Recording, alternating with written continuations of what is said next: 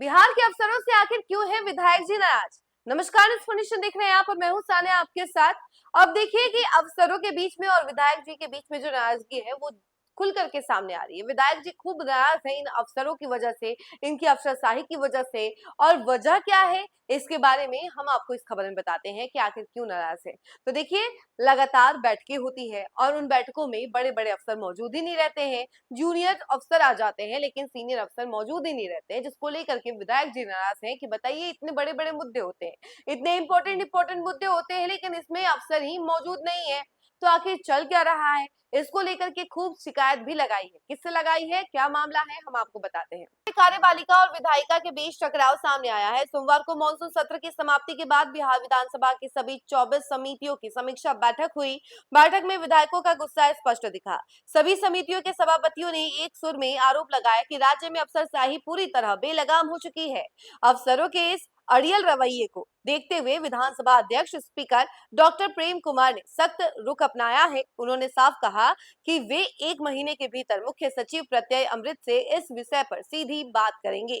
समितियों के सभापतियों ने आरोप लगाए कि विभाग के प्रधान सचिव या सचिव के स्तर के अधिकारी बैठकों को गंभीरता से नहीं लेते हैं। लोक लेखा समिति के सभापति भाई वीरेंद्र, अल्पसंख्यक कल्याण समिति के अख्तरुल ईमान, शून्यकाल समिति के माधव आनंद और SC/ST कल्याण समिति के संतोष निराला ने इस पर आपत्ति दर्ज कराई। बताया कि अहम बैठकों में बड़े अधिकारी खुद आने के बजाय जूनियर अधिकारियों को भेज देते हैं। इस कारण गंभीर समस्याएं अनसुलझी रह जाती हैं।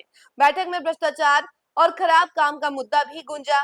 प्राक्कलन समिति के सभापति मंगल पांडे और सरकारी उपक्रमों संबंधी समिति के सभापति हरिनारायण सिंह ने कहा कि एजेंसियां 15 से 20% कम दर पर काम ले लेती हैं। इससे पूरे प्रदेश में निर्माण की क्वालिटी खराब हो रही है। याचिका समिति के जनक सिंह ने तो निर्माण में इस्तेमाल होने वाली गिट्टी की गुणवत्ता पर ही सवाल खड़े कर दिए हैं। वहीं आपको बता दें, पुस्तकालय समिति की सभापति ज्योति देवी ने शिकायत की कि विधानसभा में पूछे गए सवालों की अनुपालन रिपोर्ट भी उन्हें नहीं मिलती, जिससे जनता को जवाब देना मुश्किल हो जाता है। पूर्व डिप्टी CM और विरासत विकास समिति की सभापति रेणु देवी ने बताया कि अधिकारी मीटिंग शुरू होने के ठीक पहले या पिछले रात को रिपोर्ट देते हैं। ऐसे में बिना पढ़े बैठक में बैठने का कोई नतीजा नहीं निकलता है। सरकार से संबंधित एजेंडों को तैयार कर 1 माह के अंदर मुख्य सचिव एवं विकास आयुक्त के साथ बैठक कर उनका समाधान निकालेंगे। जो मामले मेरे अधिकार क्षेत्र में आते हैं उन सब मामलों को शीघ्र लागू करेंगे। समितियां विधायिका की मजबूत इकाइयां हैं। इनकी कार्यप्रणाली जितनी सुदृढ़ होगी, हमारा लोकतंत्र उतना ही सशक्त होगा।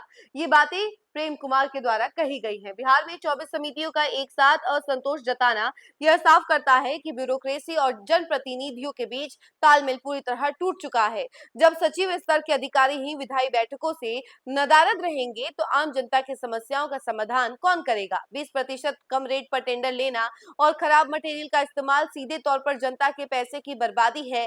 स्पीकर का मुख्य सचिव को तलब करने का फैसला इस व्यवस्था को सुधारने की दिशा में एक बड़ा और जरूरी कदम है। तो देखिए, यही कुछ रीजन है जिसकी वजह से विधायक जी नाराज हैं। उनका कहना है कि जो अफसर हैं वो समय पर आते ही नहीं है।